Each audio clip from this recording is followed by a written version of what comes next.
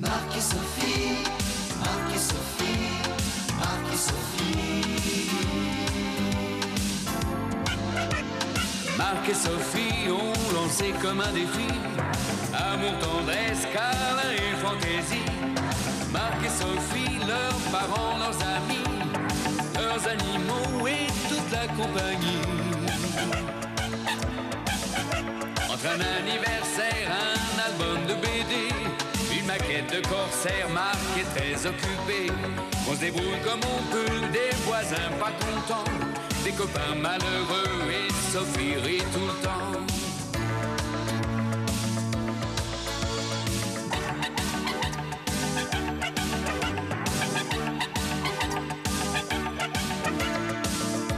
Leur vie c'est un petit peu comme la nôtre aujourd'hui, quelque chose de nous deux, soleil et jour de pluie.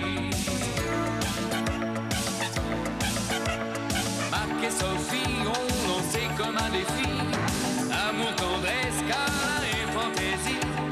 Marc et Sophie, leurs parents, leurs amis, leurs animaux et toute la compagnie. Marc et Sophie, Marc et Sophie.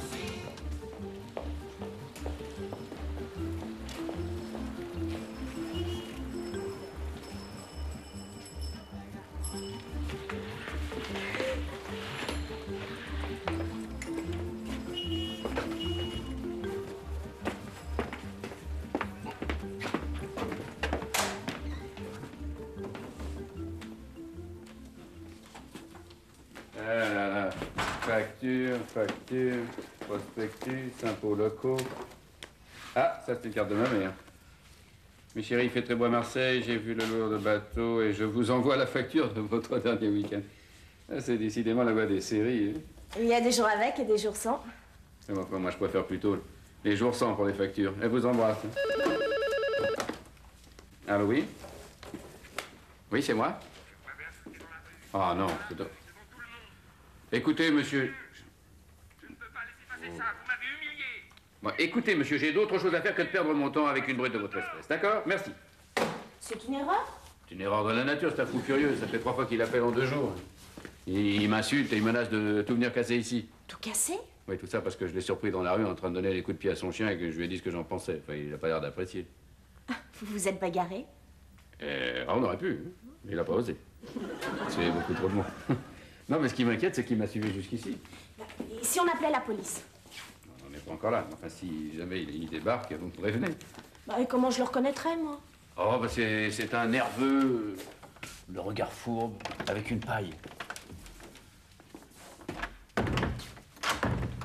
Avec une paille? Et pourquoi faire? Pour manger ma soupe après son passage.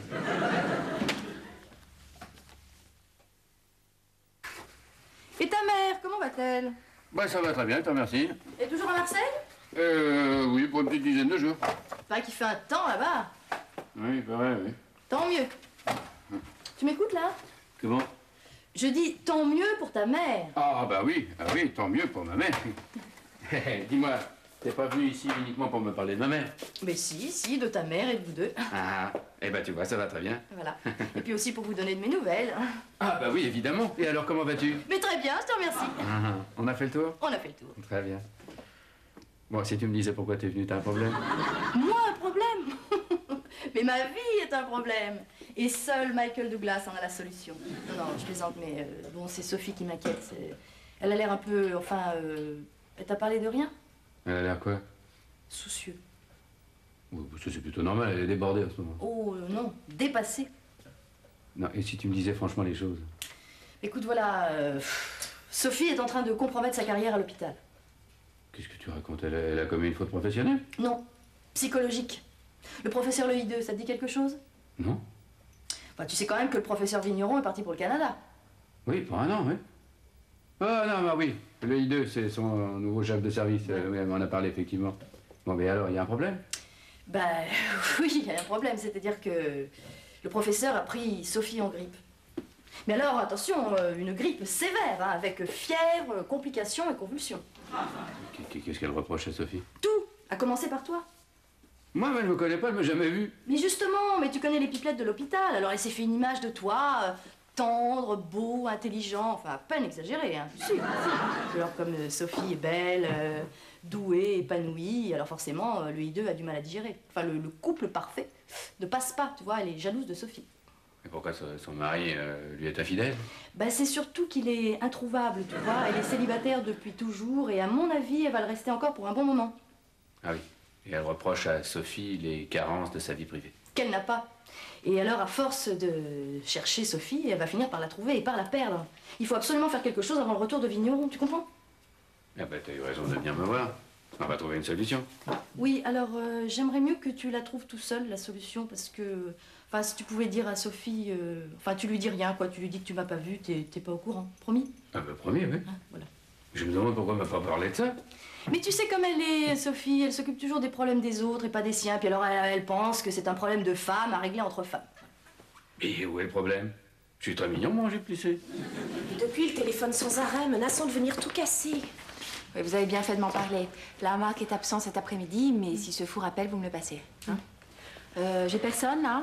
Ah non, personne avant 15h. Madame Levin s'est décommandée. Ah, bah c'est parfait. Ah, ça me fait une demi-heure pour terminer mon courrier. Formidable. À tout à l'heure. Bonjour, monsieur. Je vois le docteur Righini, Marc Righini. Ah, vous aviez rendez-vous? Non, Ah, vous désirez en prendre un pas peut-être? la peine puisque je suis là. C'est pourquoi exactement? Pour un ravalement de façade. Ah bah c'est que le docteur Righini n'est pas là. Vous devriez repasser? Il n'est pas là, tiens, comme par hasard. Ça se permet de faire la morale aux autres et après ça se défile. C'est un très sportif, ça. Il n'est pas là? Eh bien, on va l'attendre. On va faire le ménage en attendant. Je vais vous faire sortir si vous n'arrêtez pas. Vous ne me faites pas peur. Je ne suis pas là pour ça, j'ai juste un compte à régler avec votre patron. Il s'occupe un peu trop des affaires des autres. Moi, je dresse mon chien comme je veux. Sortez ou j'appelle quelqu'un. Pas d'initiative, mademoiselle, ça pourrait me rendre nerveux. Et nerveux, je deviens dangereux. Qu'est-ce qui se passe ici? Je peux vous aider, monsieur? Monsieur désire voir votre mari. C'est le cas dont je vous ai parlé. Ah, d'accord. Je suis désolée, monsieur. Mon mari est absent et ne reçoit que sur rendez-vous, alors je vais Il ne reçoit que sur rendez-vous. Moi, c'est en pleine tronche qu'il va me recevoir. Et on se passera du rendez-vous. Bon, je crois qu'il serait bien qu'on ait une petite conversation, tous les deux, et pour ça, ce serait mieux d'être dans mon cabinet, on sera plus tranquille pour discuter. Mais je n'ai rien à vous dire, madame. Ah, moi si. J'ai des révélations à vous faire. Ah, vous croyez? Venez.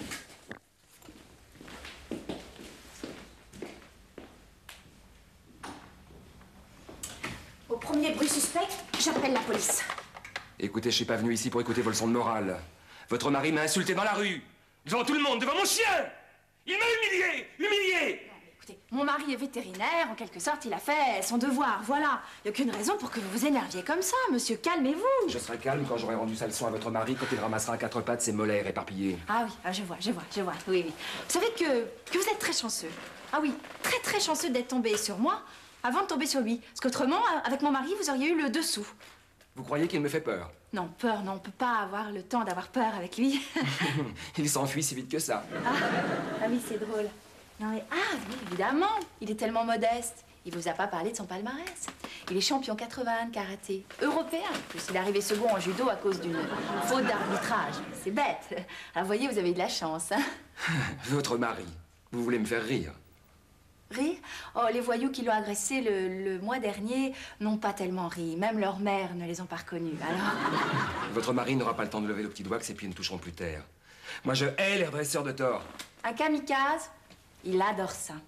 Non, si vous voulez un conseil, monsieur, ce serait mieux que vous rentriez chez vous et que vous l'oubliez. Parce que si vous l'abîmez, alors là, votre situation va empirer, hein. Un mois de prison avec sursis, ça vaut la peine. Et puis j'ai des circonstances atténuantes. C'est lui qui m'a provoqué, j'ai mon honneur à défendre. Oui, non, bien sûr, bien sûr. Moi, je vous comprends, hein. Pas de problème. Alors, son oncle, le préfet de police, il comprendra beaucoup moins facilement. Il n'a qu'un seul neveu, il le protège, c'est normal, il n'a pas envie qu'on l'esquinte, hein. Préfet ou pas, votre mari mérite une correction, comme mon chien en méritait une ce jour-là. J'en viendrai, je le coincerai. Attendez un instant. Si vous pouviez repousser vos menaces de quelques semaines, ce serait très gentil, parce que mon mari traverse actuellement une passe très difficile. Qu'est-ce que vous voulez que ça me fasse? Oh, il a des impôts en retard, sa mère, qui est très malade, le cabinet, qui va pas si bien que ça. Un gros rhume, et puis aussi, avec tout ça, il est au bord de la dépression. Moi, ce n'est pas vraiment un cadeau, votre mari. Surtout qu'il n'est pas vraiment terrible. Il ne casse rien, comme on dit. Bah alors, raison de plus pour pas le casser en deux. Hein? Bon, je vois que vous me comprenez, alors patientez, et puis n'hésitez pas à revenir me voir à l'occasion. Vous, c'est autre chose. Mais lui, ça me ferait mal au ventre qu'il s'en tire comme ça. Ah, mal au ventre, c'est ma spécialité, ça tombe bien. Il ne mérite pas une femme de votre trempe. Il mérite une trempe, c'est tout. Oui, oubliez-le. Vous, ce sera plus difficile. Vous auriez fait un bon avocat, vous savez. Et vous, un bon prévenu. Attention.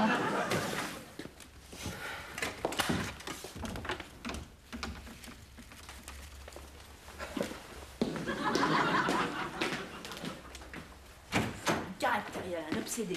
Sexuel? Ah, non, pas comme ça, non. Un obsédé de la castagne. Voilà ce que c'est. Remarque, je crois que j'ai réussi à l'amadouer quand même, mais... Si tu pouvais faire pareil avec la remplaçante de Vigneron. L'usurpatrice, tu veux dire, quelle garce, celle-là. Je sais pas ce qui m'a retenue hier, de lui piquer ma seringue dans les fesses. Ah non, ne fais pas ça, Sophie. Il faut garder la tête froide, sinon, tu sais... Oh, sinon, je lui dis les 4 vérités bien en face la prochaine fois qu'elle me démonte devant mes malades. Oh, mais écoute, tu vas bien trouver une solution. Tu l'as bien trouvé avec ton obsédé. Ouais, mais pour les autres, c'est toujours plus facile. Hein. Eh oui, bien sûr, eh oui. Et puis là, faut dire aussi que c'était un homme. Oh, ça c'est fin, bravo. Remarque, c'est vrai, il est pas mal quand même. Ah oui? Bon, tu veux que j'essaie de lui parler? Ah non, c'est pas un homme pour toi, il est beaucoup trop violent. Mais je te parle pas de lui, je te parle d'elle, de l'EI2. Non, une tête de turc, ça suffit. Si elle veut se payer la mienne, ça va lui coûter cher, très très cher. À te juger! Ah, une taupe aigrie, une vipère lubrique, au regard d'iguane affamée, voilà ce que c'est. Ah. Vous récitez un passage de l'enfer de Dante? Ah bah non, c'est-à-dire que je faisais le portrait d'un monstre qui traversait mon sommeil la nuit dernière, voilà. Ouh, la sale bête! Un cauchemar, pauvre petite. Ah, la vie n'est pas toujours rose, le saviez-vous? Oh, avec vous, c'est difficile de l'ignorer quand même. Le nouvel arrivé, chambre 13, a demandé des calmants pour la nuit. Que fait-on, professeur? Eh bien, donnez-lui 1 milligramme et gardez le reste pour le docteur Righini. Ça lui épargnera ces visions nocturnes qui lui gâchent son joli conte de fées. Pourquoi faut-il que dans les contes de fées, il y ait toujours une sorcière? Bon, je vais faire les analyses de Madame Lepot, moi. Les sorcières, comme vous dites, ont toujours un balai. Et ça leur sert en cas de besoin à faire le ménage, si vous voyez ce que je veux dire. Vous devez faire ça très bien, j'imagine. Oh, mais tiens, c'est vrai, mais il y a plein de poussière ici. Alors faites faire les analyses et si elles sont mauvaises, on la changera de service. Je parle de Madame Lepot, mais si ça vous tente, vous pouvez en faire autant. Voilà. Tu as été héroïque. Ah ouais, tu trouves aussi, ouais, j'étais bien, c'est vrai. T'as vu, j'étais polie, hein? Ah oui, très, vraiment. Hein. Ceci dit, en regardant bien, au fond de tes yeux, on pouvait apercevoir 2 petites mains qui essayaient de l'étrangler. En regardant bien. Hein. Ouais, elle me cherche quand même, t'as bien vu? Oui, faut dire qu'elle est pas entrée au bon moment non plus. Tu penses qu'elle a pas aimé, la vipère lubrique? Ah si, ça, vipère c'était lubrique, bien. c'était bien aussi. Non, c'est peut-être plutôt iguane affamée, là, ça a dû lui...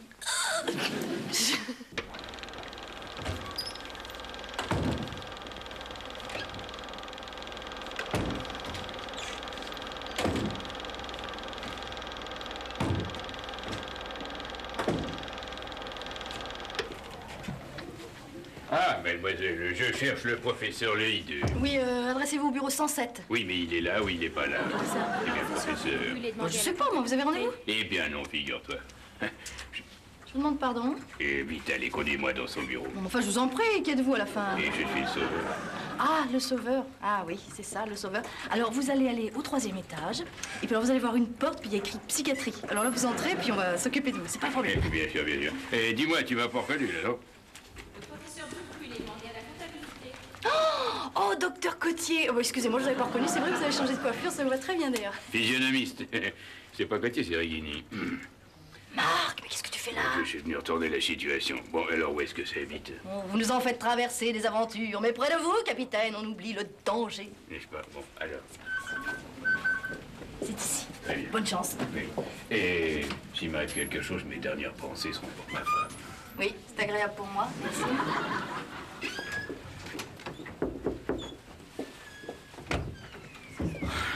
Quelle peau de vache. Oh, la peau de vache, ça se tanne, mademoiselle. Pardon? Et le professeur de I2, c'est bien ici. Ouais, pour 11 mois encore, mais sans moi. Hein. Entrez. Bonjour, madame. Que voulez-vous? Et je viens vous voir pour mes ventricules. Je ne reçois que le matin, voyez mon secrétariat. Ah, mais le docteur Sophie Righini m'a dit que je pouvais, enfin que je devais vous voir absolument. Il semblerait que vous soyez le ponte dans la spécialité. Elle a dit ça? Vous êtes de ses amis? Et je suis son parrain. Elle a bien de la chance. De la chance? Oh là là, oh non, bien au contraire. D'avoir un parrain comme vous. Ah, Vous êtes veuf? Et oui. Alors asseyez-vous. Ah, ça se voit tant que ça. Vos yeux doux et profonds gardent le reflet d'une blessure cruelle. À ce point-là. La perte d'une épouse ne va point sans soupir. On fait beaucoup de bruit et puis on se console. Sur les ailes du temps, la tristesse s'envole. Le temps ramène les plaisirs. Ah oui, oui, oui, mais je vous remercie beaucoup de m'encourager comme ça, mais vous savez, ça ne va pas si mal. Et d'ailleurs, pour en revenir, ma filleule, Sophie, elle est très malheureuse. Elle cache bien son jeu, Oh, mais elle prend beaucoup sur elle, vous savez. comme moi, Ah oui? pour ne pas vous embrasser. Ah bon, allons donc, tant que ça. Écoutez, je suis très flatté, c'est très aimable à vous. Mais pour en revenir à Sophie, Elle a un mari, elle? elle est... Ah oui, oui, ne m'en parlez pas, c'est un véritable mufle, vous savez, un goujat, il la trompe, il la fait souffrir à loisir. Oh, la pauvre petite. Vous n'êtes pas... Allez-y doucement, je n'ai que 2 yeux pour pleurer. Vous n'êtes pas très charitable. Si, je peux l'être. Mais pourquoi ne m'a-t-elle rien dit? De peur de vous faire plaisir, je pense. Vilain, vous aimez faire souffrir les femmes, vous, hein? Pour être franc, non. Promettez-moi vos lèvres. Oui, c'est promis, mais alors la prochaine fois avec mes ventricules. Hein? Entrez. Pardon, je vous dérange? Non, des ventricules, une urgence, qu'y a-t-il? Le grand patron vous cherche. Revenez me voir avec vos radios et pour le reste, comptez sur moi.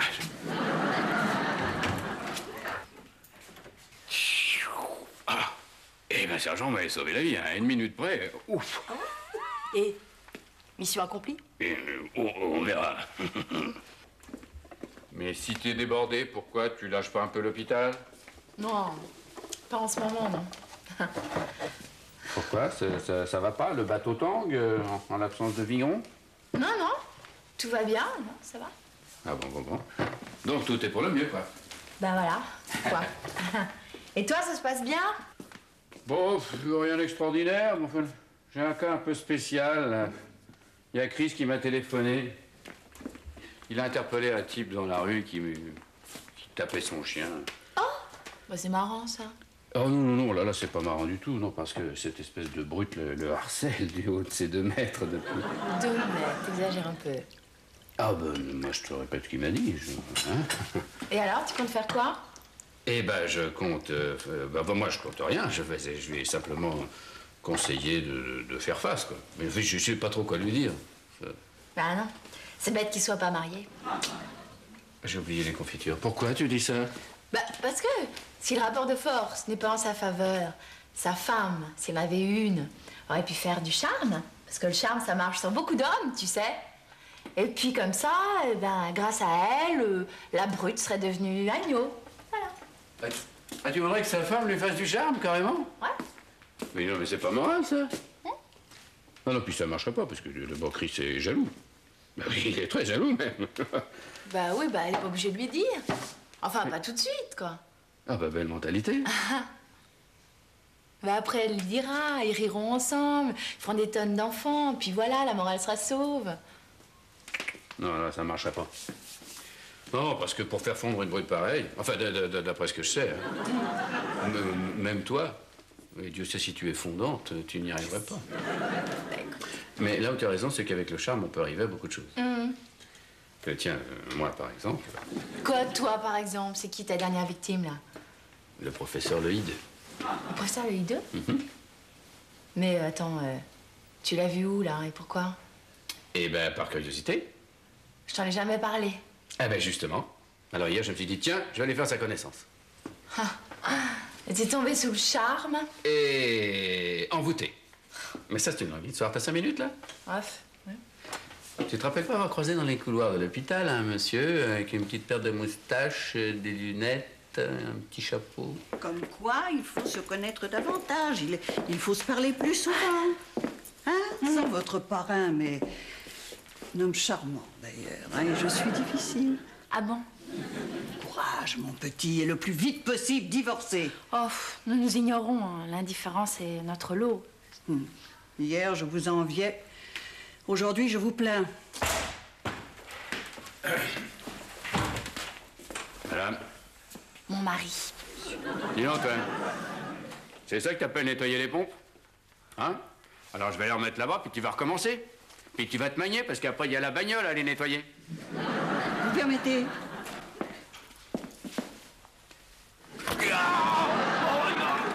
À demain, ma petite. Et bon courage.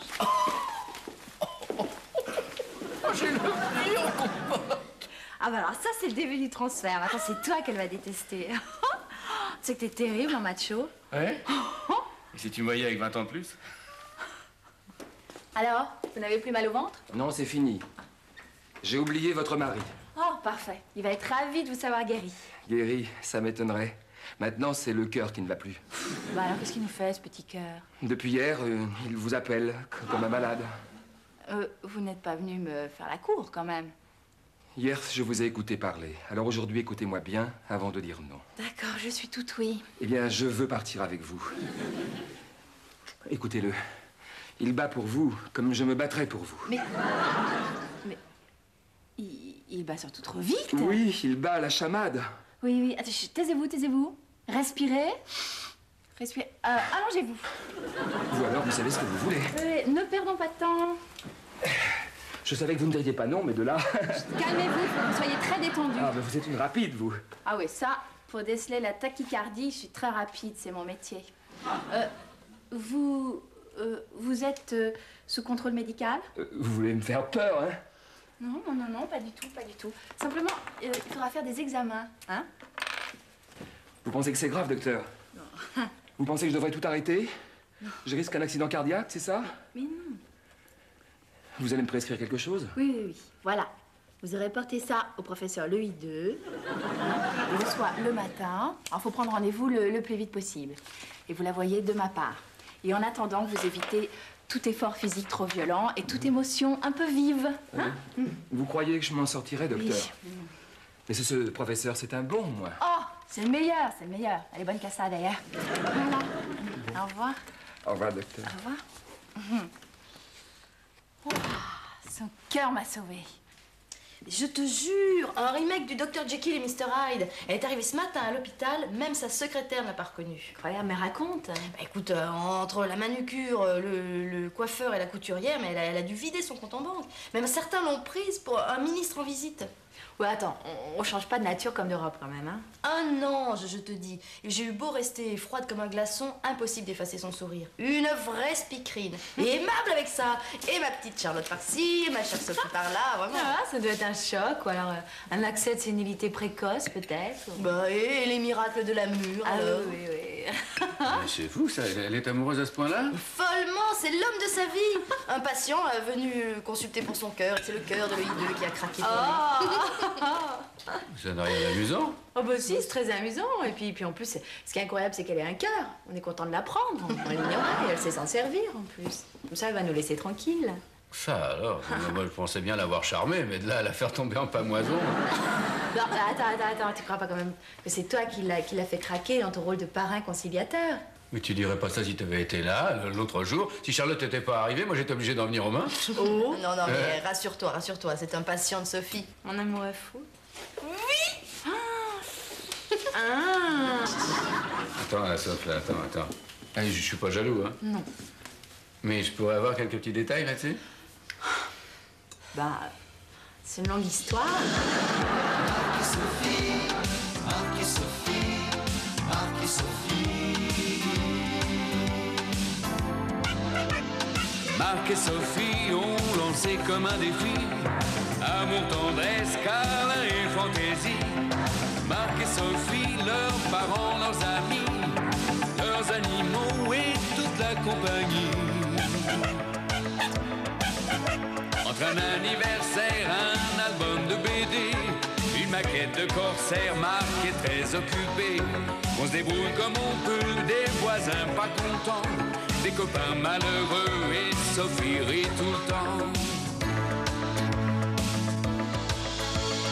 Marc et Sophie, Marc et Sophie, Marc et Sophie.